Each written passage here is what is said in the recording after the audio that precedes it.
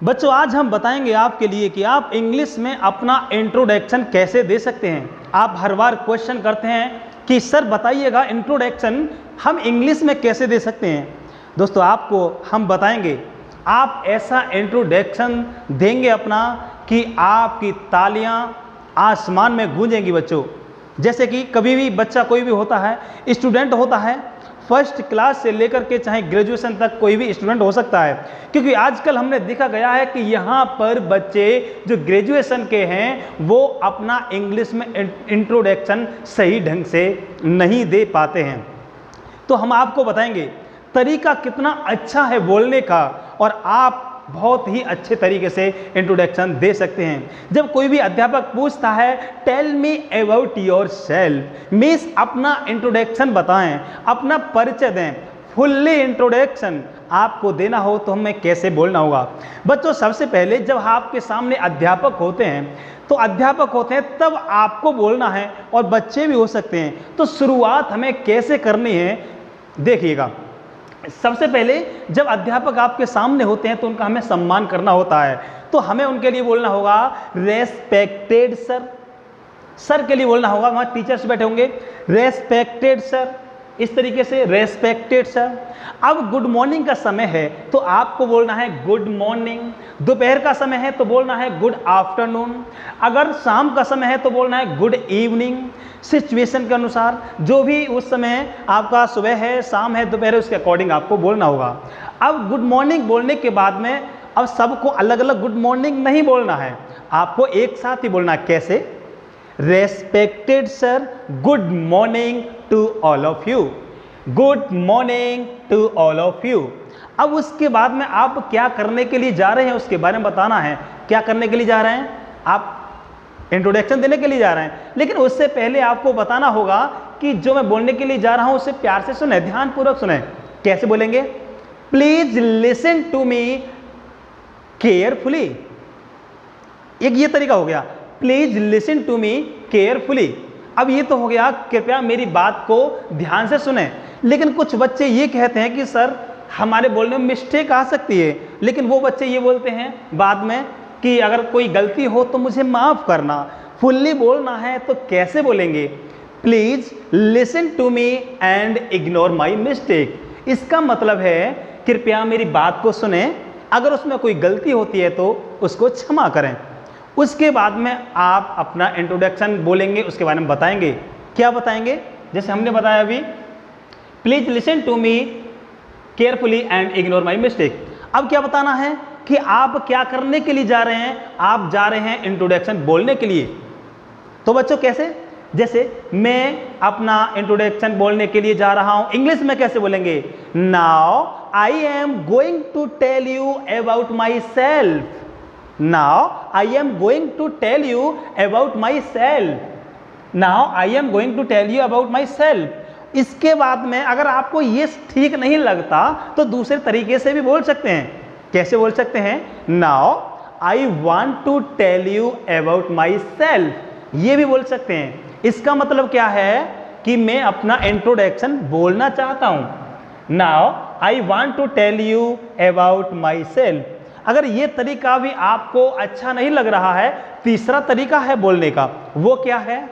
Now I would like to tell you about myself. मैं अपना introduction बोलना पसंद करूंगा, बोलना चाहूंगा। इस तरीके से बोल सकते हैं। ये तीन तरीके थे जो अपनी शुरुआत कर सकते हैं। इसके बाद में क्या करना है? आपको अपना नाम बताना है। नाम के भी 4 प्रकार है, ध्यान देना है। कैसे बताना है? जैसे माई सेल्फ टीजे, एक तरीका ये हो गया, माई सेल्फ टीजे। दूसरा तरीका क्या हो गया? माई नेम इज टीजे, दूसरा तरीका हो गया। तीसरा तरीका क्या हो गया? दिस इज टीजे, एक ये तरीका हो गया। एक तरीका और है आई एम टीजे। चारों प्रकारों में से किसी एक से आप अपने इंट्रोडक्शन की शुरुआत कर सकते हैं बच्चों। जैसे हमने बोला आई एम टीजे, उसके बाद में बोलना है आपको आप कहां से आते हैं। कैसे बोलना है? सुने, I am TJ, I am from Azad Nagar, मैं आजाद नगर से आता हूं। और वो किसके पास है? Near by Chhatari. Full sentence कैसे हो गया? I am TJ and I am from Azad Nagar near by Chhatari. इस तरीके से चारों प्रकार से बोलने के बाद में ये बता सकते हैं आप कहाँ से आते हैं और वो छतारी किसके पास है, सॉरी आजाद नगर किसके पास है। उसके बाद में क्या बोलना है, आपको अपनी उम्र बोलना है। आप इंट्रोडक्शन बोलने के लिए जो जा रहे हो आप अपनी उम्र भी बताओगे। तो उम्र कैसे बताना है, जैसे मान के चलो मेरी उम्र 25 वर्ष है, तो कैसे बोलना है, आई एम 25 ईयर्स ओल्ड, मैं 25 वर्ष का हूँ। इस तरीके से बच्चों आपको अपनी उम्र बतानी है। उसके बाद में क्या है, 25 वर्ष बता दे, उसके बाद में बताना है आपके लिए अपने क्वालिफिकेशन के बारे में बताना है। एक लाइन बोलनी है क्वालिफिकेशन से पहले, क्या बोलना है, as far as my qualification is concern me. इसका मतलब है, ये लिखा हुआ है as far as my qualification is concern me. इसका मतलब है जहां तक मुझे अपने शिक्षा के बारे में मालूम है, पता है, इसका मतलब ये है। अब आपको बताना है जो भी आपने कंप्लीट कर लिया है। जैसे आपने अगर 10th कंप्लीट किया है तो आपको बोलना होगा आई हैव डन 10th क्लास। 12वीं अगर आपने पास कर ली है तो बच्चों आपको बोलना है I have done 12th class. BA pass कर लिया है तो आपको बोलना है आई हैव डन बीए। अब 12th क्लास के बाद में आप बीए में पढ़ रहे हैं, 12th क्लास पास आउट कर लिया है आपने, तो आपको कैसे बोलना होगा, आई have done 12th class and, दो तरीके हैं जो पढ़ रहे हैं, क्या तरीके हैं, I am studying BA first year from CCS university Meerut. इस तरीके से एक तरीका और है, एक तरीका बता दिया। दूसरा तरीका है I am pursuing BA first year from CCS university Meerut. दो तरीके से आप अपनी क्वालिफिकेशन बता सकते हैं। इसके एक्स्ट्रा में जो भी आप कर रहे हैं तो ये भी बता सकते हैं, and computer course also, computer course को भी मैं कर रहा हूं। इस तरीके से आप अपनी क्वालिफिकेशन बच्चों बता सकते हैं। अब इसके बाद में क्या बताना है आपके लिए, फैमिली के बारे में बताना है, फैमिली के बारे में, परिवार के बारे में। अब कैसे बताएंगे, परिवार के बारे में बताने से पहले भी आपको बच्चों एक लाइन बोलनी है। कैसे बोलना है, as far as my family background is concern me. जहां तक मुझे अपने परिवार के बारे में पता है। अब परिवार के बारे में पता है, किस किस के बारे में बोलना है, माता पिता और भाई बहन के बारे में बोलना है, ठीक है ना।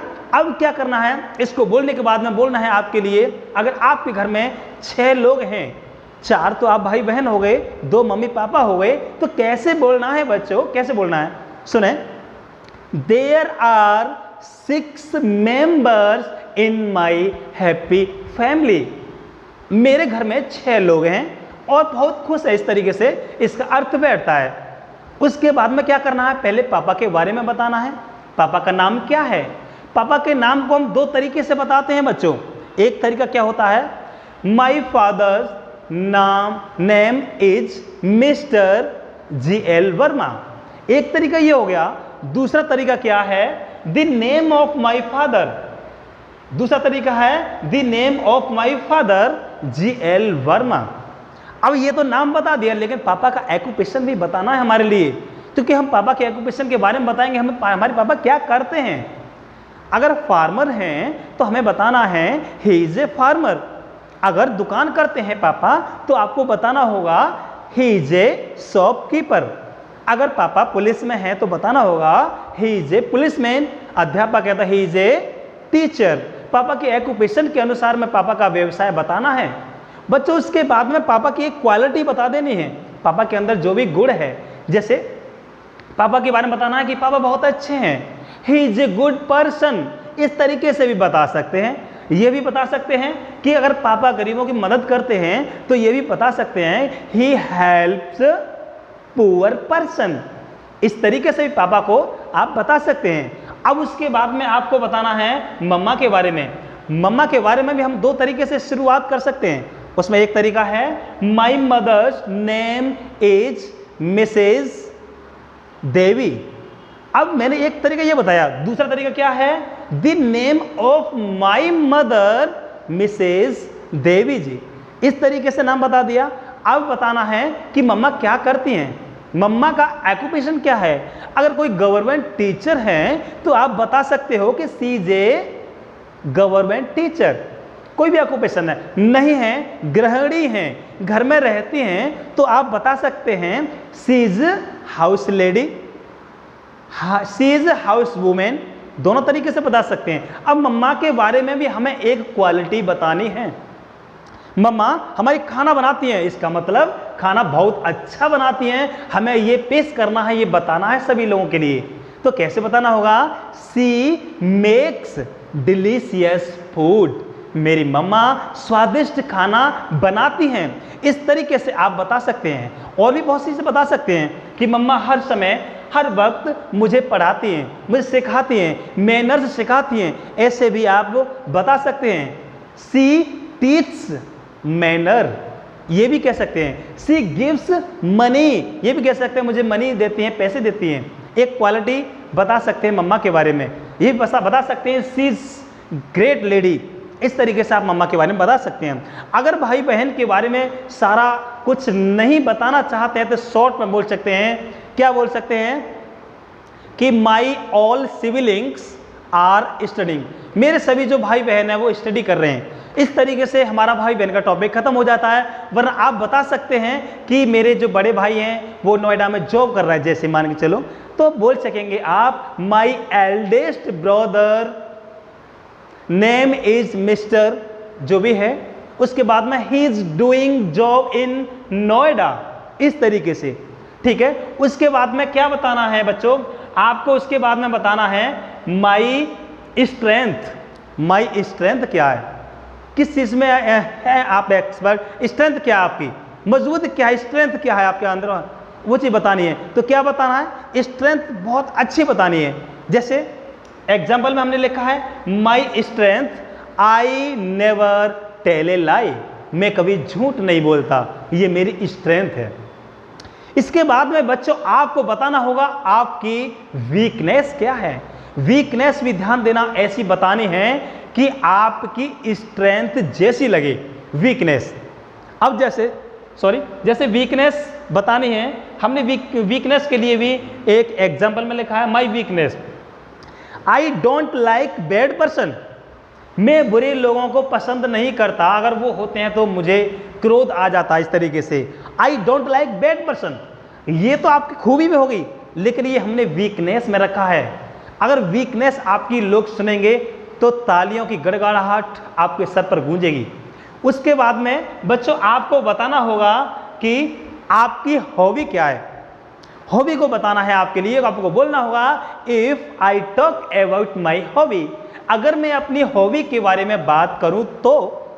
अब खेलने के बारे में किसी की हॉबी है आपकी, जैसे क्रिकेट में हॉबी है तो प्लेइंग पहले लगाना होगा। जैसे playing cricket, playing pool, playing table tennis, playing kho kho, playing volleyball etcetera. इस तरीके से आप बता सकते हैं अपनी हॉबी। अब सिंगिंग, डांसिंग, रीडिंग बुक्स, इस तरीके से आपकी हॉबी हो सकती है, वो आप बच्चों बता सकते हैं। इसके बाद में बच्चों आपको बताना होगा कि आपकी लाइक्स क्या हैं, फेवरेट चीज़ क्या हैं। जैसे एग्जाम्पल में हमने बताया है सबसे पहले माई फेवरेट बुक। अब मेरी फेवरेट बुक क्या है, माई फेवरेट बुक एग्जाम्पल देते हैं। एग्जाम्पल में हम बता रहे हैं आपके लिए, जैसे बहुत से बच्चे बोलते हैं my favourite book English, my favourite book Hindi, my favourite book Sanskrit, इस तरीके से बच्चे बताते हैं। एग्जाम्पल में जैसे हमने लिखा है my favourite book I like Indian constitution, मेरी फेवरेट जो बुक है भारत का संविधान है।